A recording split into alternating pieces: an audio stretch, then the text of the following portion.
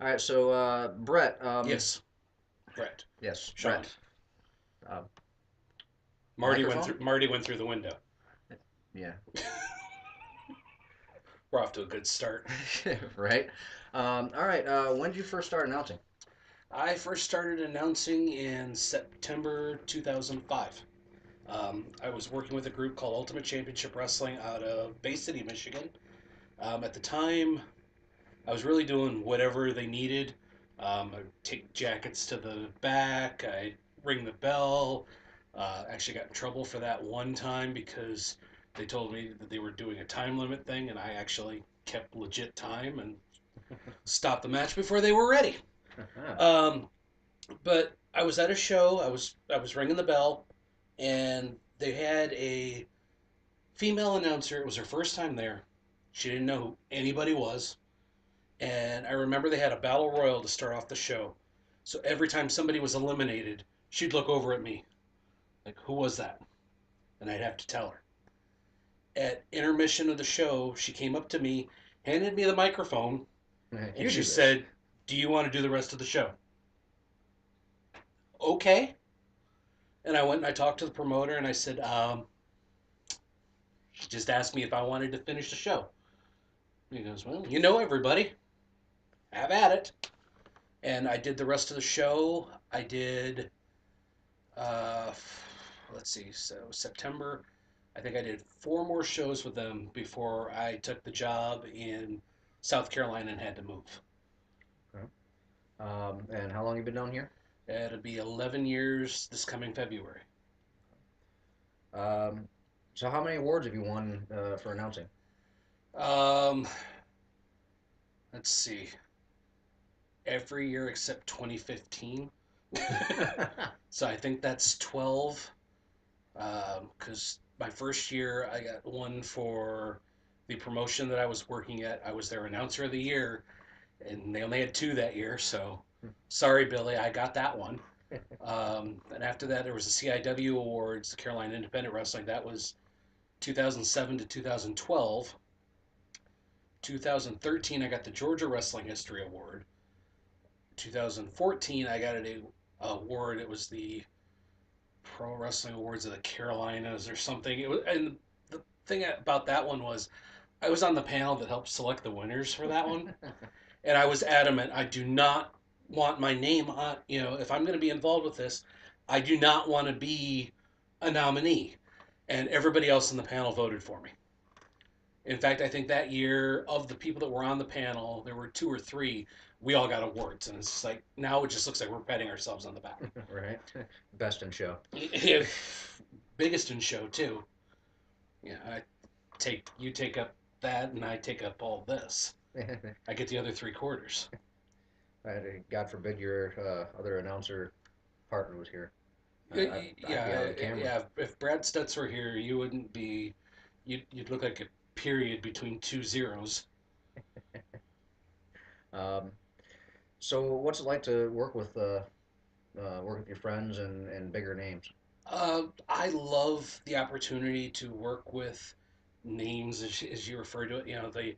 The guys you see on TV with WWE, WCW in the past, ECW in the past, and it never gets old to have a guy like the Barbarian or Ricky Morton that you've worked with a lot over the years recognize you when they see you.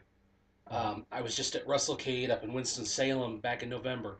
Ricky Morton spotted me, gave me a big hug, asked me if I was doing any announcing in the area. I said, well, I've been down mostly in South Carolina. Oh, yeah, I just did a show down there recently.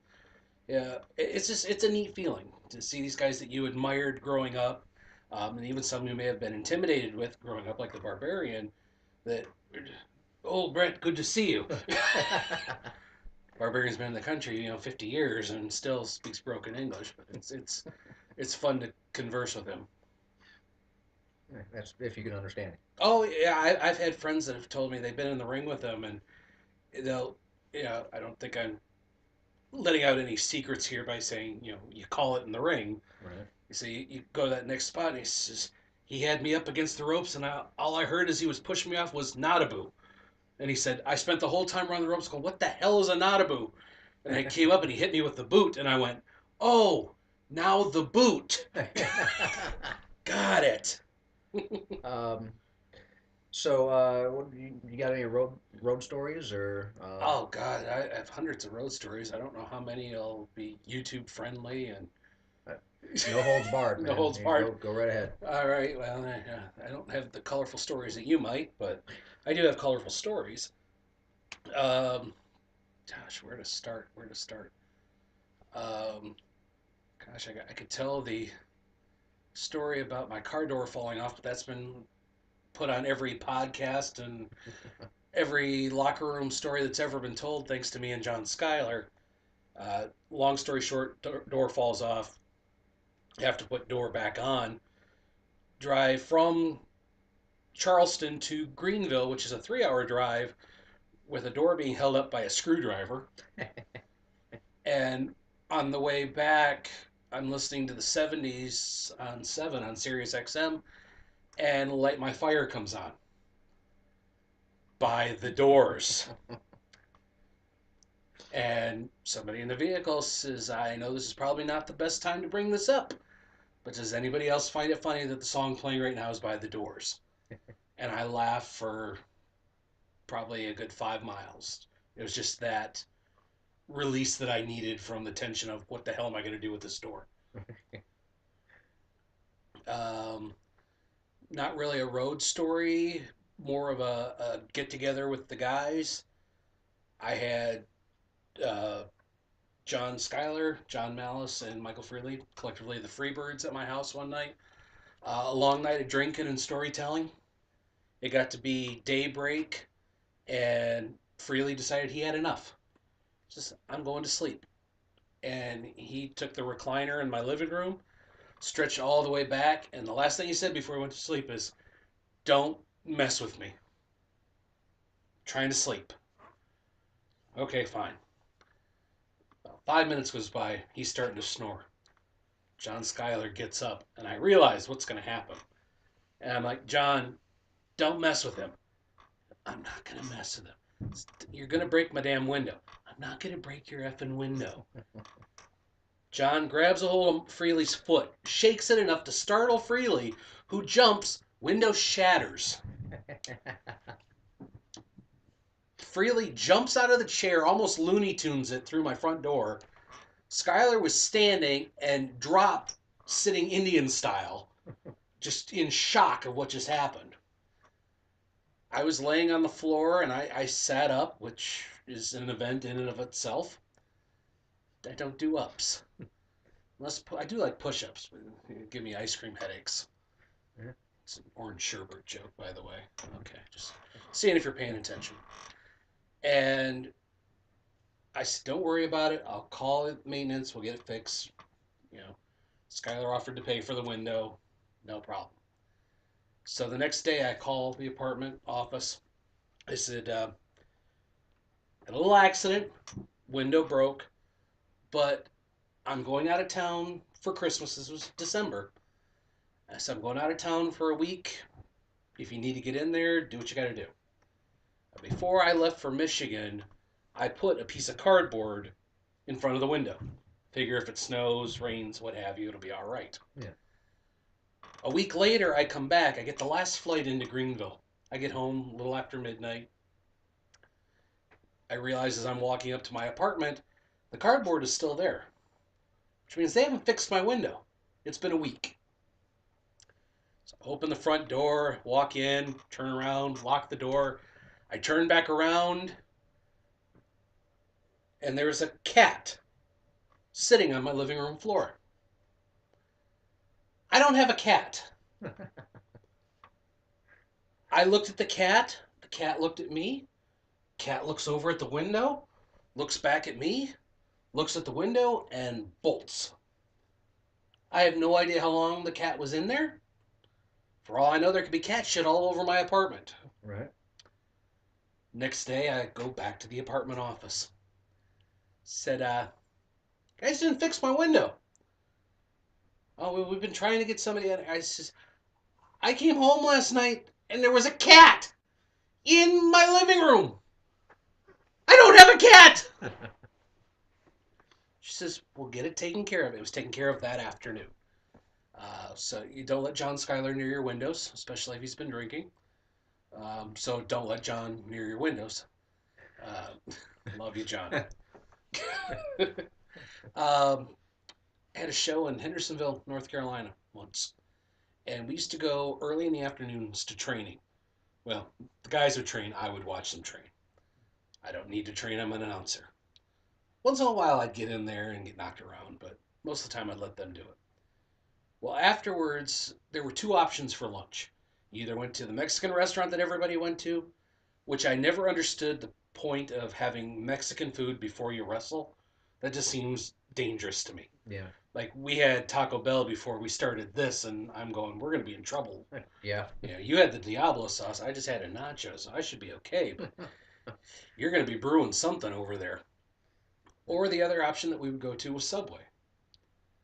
One day we decided to go to Subway. There's me, BJ Hancock, Derek Rise, Mike McLeod, and Rocky Star, the Goonies, Hmm. other than Bojack, who wasn't there at the time.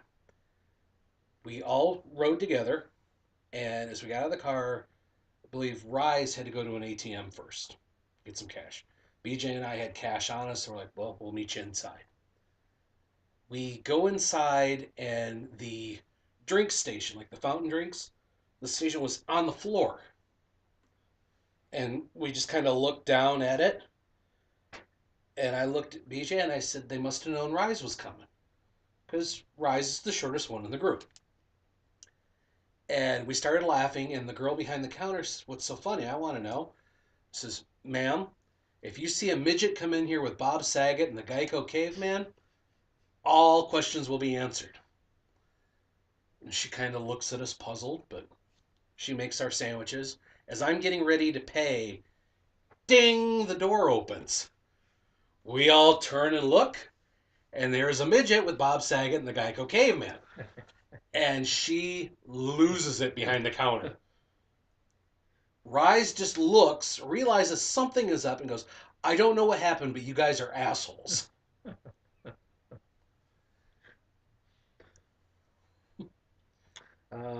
All right. You just recently had a roast a couple of months ago. Yes, I did. Was The fire is still burning, but they think they've got most of the embers out. okay. Big fire, big guy, you know. Yeah. Um, what was that like? Uh, Thanks to the DVD, I can tell you what it's like because I really had no recollection of it afterwards. I got very drunk that night because I was up there on stage the whole time, and I had 2 hours to kill before I got up there to say my part. So I did a lot of drinking. As I said in the roast, I was drinking buckets of beer because it was the only way I was ever going to see a six pack. That's an ab joke, folks. And but it was a lot of fun. You have to go in there with a very thick skin because and when we did Bob's last year, I was sitting there writing jokes, and as you're writing jokes about the person that's being roasted and the other members of the panel, you suddenly realize if I'm writing jokes about them, they're all writing jokes about me. Right. And that was when it came time to do Bob's. Bob had called me ahead of time, and he said, "Is there anything off limits? You know that you just don't want to be made, light of?" And I knew what he meant because a few months prior to the roast, I came out as gay. Right. And I knew that was what, that there would be jokes made. And I says, no, that's nothing's off limits here. I said, if I'm going to be expected to take it in the ass, I damn sure better be able to take a joke. Yeah. And Bob says, okay, we're off and running. I think I need a cigarette with that one. You usually do after getting it in the ass. Um, Sorry. But no, back to my roast. After the success of Bob's, hold on for parental advisory, all that bullshit here. yeah, the language at a roast gets real colorful. And when it came time to do my roast, I knew I wanted my brother there. Hmm. And I was going to fly him down here to do the roast. And before I could even book a ticket, my mom calls me. She says, you haven't bought the tickets yet for your brother, have you? I said, no. Says, don't. Your dad wants to come down and see this. They're going to drive. And I said, you're not going to go? And he goes, oh, no, I know what those are all about. I don't want any part of it. Which is funny because that was the same reason Dad gave for wanting to come see what was going to happen. Right. Yeah, I guess there's just something about seeing somebody you love get ripped a new one on stage in front of God and everybody. So I had my brother and my father were there. All of my friends were there. Uh, you and I had just barely met like a week and a half earlier, and I encouraged you to Right. check it out.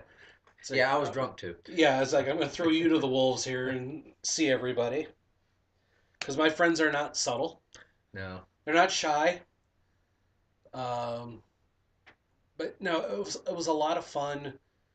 We had a good time. A lot of people said it was one of the best ones we did of the three that we've done so far, which is great. We haven't had a real bad one. Um, of course, you laugh, but so obviously when you have three or more than one of anything, one's going to be the best, one's going to be the worst. Right. Sorry, Kevin, you had number three. With Bob and I tied for first. Stay tuned for his rebuttal. Yeah. That's that equal opportunity, right? You gotta give everybody equal time. Yep. But I'd love no, to have him on here. I'm sure he'd do it. He loves any publicity. That's you don't get to the UK with just standing there doing nothing. So Right. you have to have some publicity out there. But no, roasts are a lot of fun, especially if you know what they're about. If you take what's said seriously, you're gonna hate it. Mm-hmm. Because I even had coworkers go, "How can you sit there and hear that stuff?" Because I know it's a joke. Right. Most of it. Some stories are true, but most of them are bullshit. And that's what's fun is you get to come up with stuff and swerve it the other way. Right.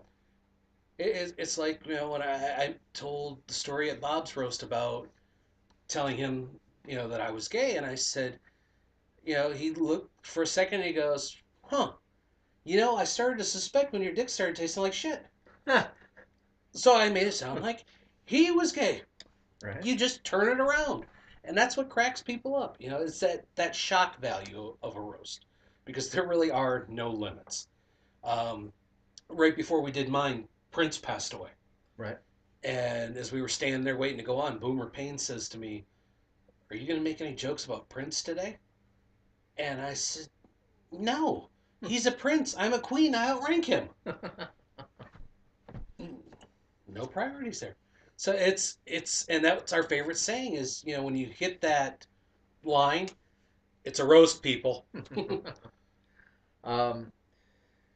All right. So, going back to wrestling. Going back to wrestling, okay? You got any heat with anybody? Um. If I do, I don't know about it presently. Um, in the past, yes, it's unavoidable in our industry. No matter how good you try to be, you're going to wind up pissing somebody off, especially if you work for multiple promotions like I do. Mm-hmm. Because you can go 7 weeks without anybody running a show, and suddenly everybody you've ever worked for wants to run the same night. Right. You're one person, five places. You can't be five places at once. Yeah. If you're lucky and the shows are scattered, say an afternoon show and a night show, you might be able to do two in one day. Sometimes even three if you're really lucky. Right. But it's impossible to be everywhere at once. Yeah. And that can get you a lot of heat. It got me a lot of heat. Um, Going back to Hendersonville, I got my start a promotion called High Velocity Wrestling. They ran every Saturday, and they wanted you there every Saturday. There was not a dollar to be made in Hendersonville, North Carolina. They would keep you there every Saturday. Mm-hmm. Some just looked at it as it was a place to go, um, because you knew it was always going to be there. Yeah. I was starting to get booked other places because HVW is where I got my start. That was the first promotion that used me as an announcer down here after I moved. And eventually I, started meeting people and they're like, hey, this guy's good. Let's give him a shot. And I started getting booked elsewhere.